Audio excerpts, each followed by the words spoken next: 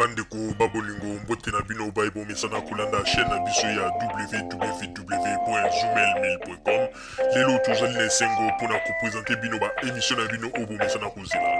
Ngai papa Roger Babo lelo na ko présenter bino ba émission obo mesana kozela mokolo na mokolo pona kotalisa na bana ya Congo eloko nini oyo tobombeli ba.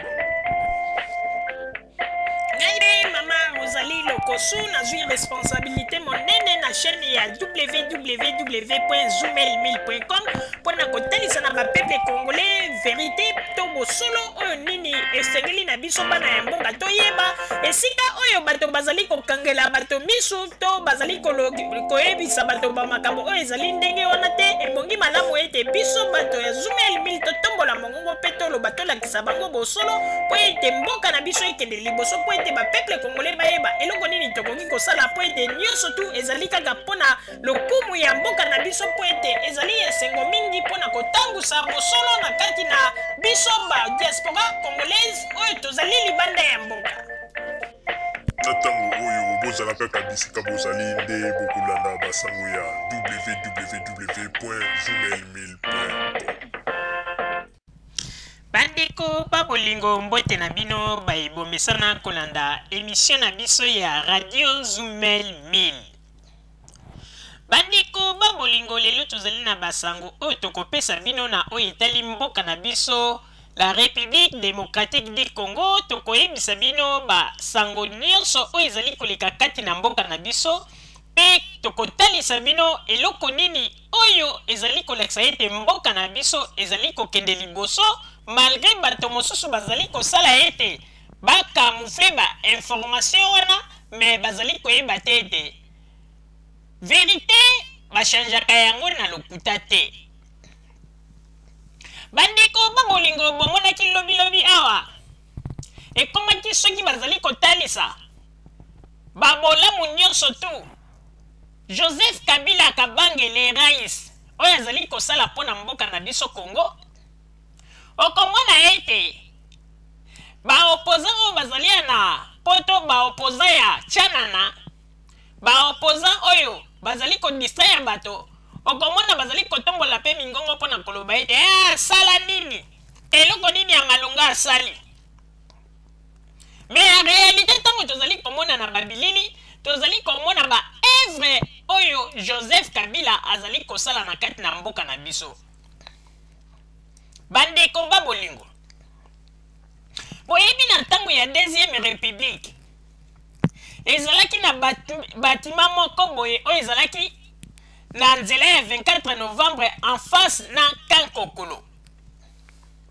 Batima wana bato ya deuxième république bakonzi ya deuxième république ezalaki soki bapeuple batuni bango mais mpona nini bokoki kosilisa batima oyo te okomona bazalaki koloba ete moye tosilisa yango eza te mpo ete mai etondi kuna na se moye totonga yango eza te mpo ete lokola mai eza na se soki batongi yango nyonso tu ekozinda. Vraiment tomonaka makambo na biso bandeko immeuble wana tomona ndenge batima na tomona ndenge etikala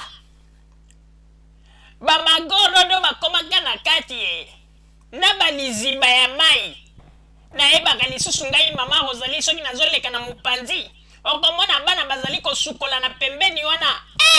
Vraiment totikalaka mpe kaka na ide ete soki bameki kotonga ndako oyo ekodiubuka na kati na mai to ekodinda nzoka ezalaki kaka bastratégie ya bato ya deuxième république maboko makasi bazalaki kolinga kodepanse te bapeuple mpe batikala kaka na kidiba ete ezali ndenge ezali wana ezali nde ndako wana soki basali attention te ekodinda. Me bandeko ntango Joseph Kabila aye kozwa bokonzi na ye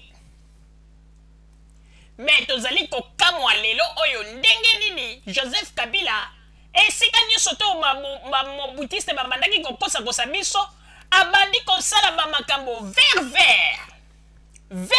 bandeko bandeko immeuble wana Joseph Kabila abandi kosala mosala pona ba peuple batongi hôpital du cinquantenaire. Bandeko biso moko tokamo tolobi oh mais batima oyo bayebisaka biso ete soki bomeki kaka mama etonda kuna na se nyonso ekodibuka to ekodinda. Mais ndenge nini lelo oyo Joseph Kabila akotiseli yango esprit yango ebandi kotongama nde toyei koyeba ete bato ya deuxième république eloko ezalaki kosala bango boye maboko makasi bazalaki kolinga kodepanse te maboko makasi maboko flambo.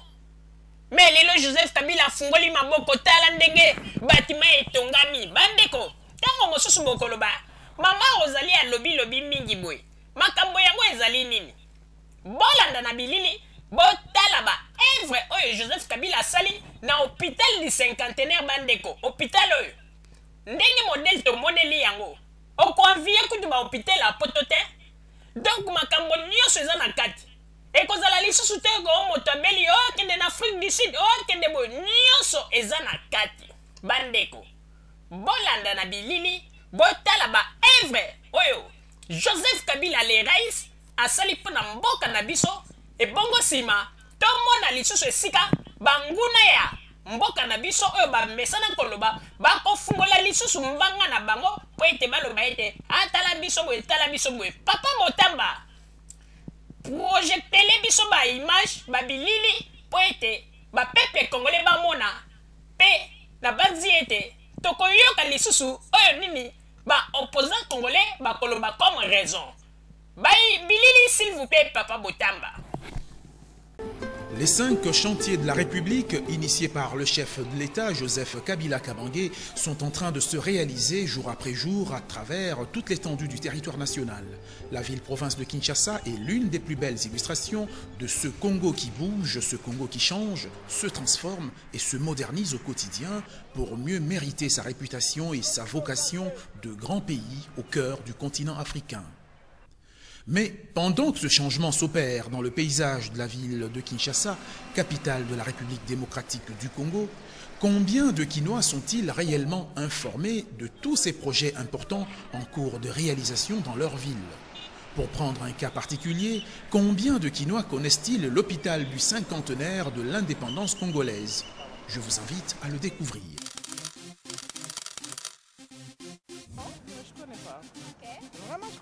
Est en pleine construction. Oui, on connaît l'hôpital du cinquantenaire, on sait qu'il est en construction sur l'avenue du 24. L'hôpital du cinquantenaire? Oui, l'hôpital du cinquantenaire. L'hôpital du cinquantenaire, c'est ça non, je l'ai déjà entendu parler, mais je n'ai jamais déjà vu ça. Ça se trouve où? Et pourtant, l'hôpital du cinquantenaire n'est pas à chercher. Situé sur l'avenue de la Libération, ex-24 novembre, l'une des plus célèbres de la ville, ce complexe hospitalier ultramoderne se dresse majestueusement sur ses 5 niveaux de hauteur au cœur de la concession communément connue sous le nom de Coët dans la commune de Kassavubu, juste en diagonale du camp militaire lieutenant-colonel Kokolo. Derrière moi en image, c'est l'hôpital du cinquantenaire. Cet hôpital que vous avez vu dans le maquette et beaucoup n'ont pas eu foi en elle.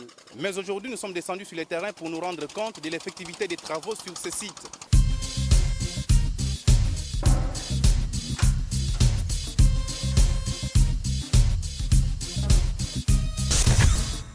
Selon les prévisions des techniciens qui travaillent dans ce chantier, 2 grands bâtiments érigés dans cette concession vont abriter respectivement le service administratif et l'hôpital proprement dit.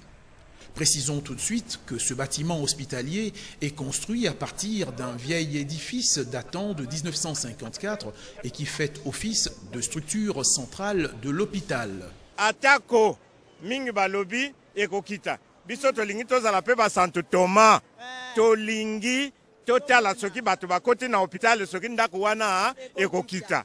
Avant de débuter les travaux de construction, la solidité de ce vieux bâtiment a été confirmée après une série de tests scientifiques croisés réalisés au niveau des laboratoires chinois, mais aussi du laboratoire national des travaux publics de l'Office des routes. Après analyse, Tous les tests scientifiques se sont révélés positifs. Voilà pourquoi ce vieux bâtiment a été conservé pour être réhabilité et modernisé en conformité avec les normes antisismiques relevant des tout récents progrès technologiques en la matière. Cet hôpital est de 450 lits avec une consultation de 3000 personnes par jour.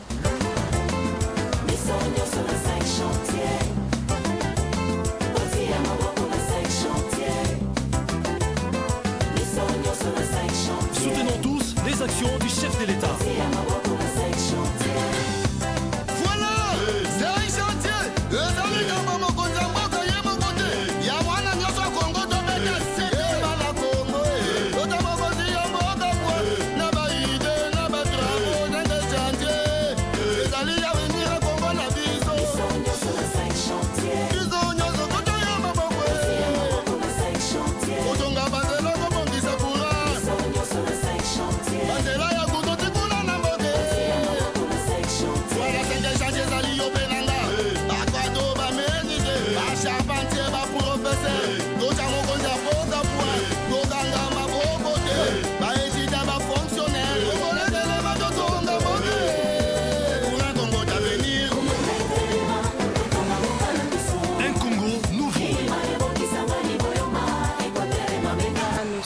Juste au niveau des halls d'accueil de l'hôpital du Cinquantenaire. À côté du hall, vous voyez là, il y a deux guichets. Et ici, là, nous sommes juste devant les guichets.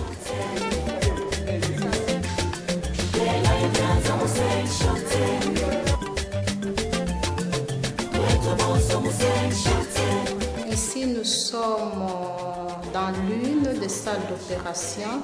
Tel que je vous avais parlé, que nous avons 5 salles d'opération, l'une des salles qui est aménagée partiellement.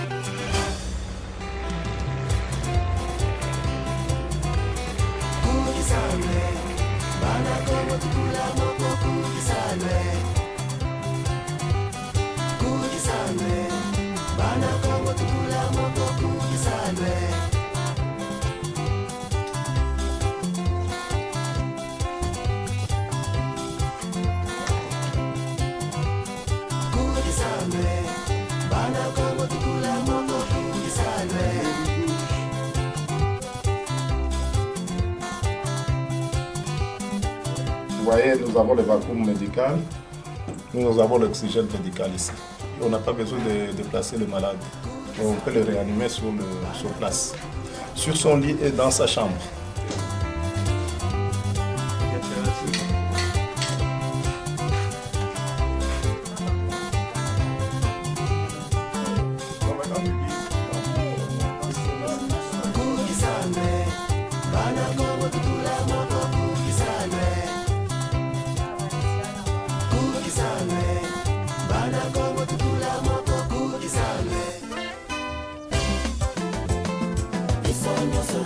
Il est prévu sur ces sites du Cinquantenaire un héliport pour permettre l'évacuation et la réception des malades.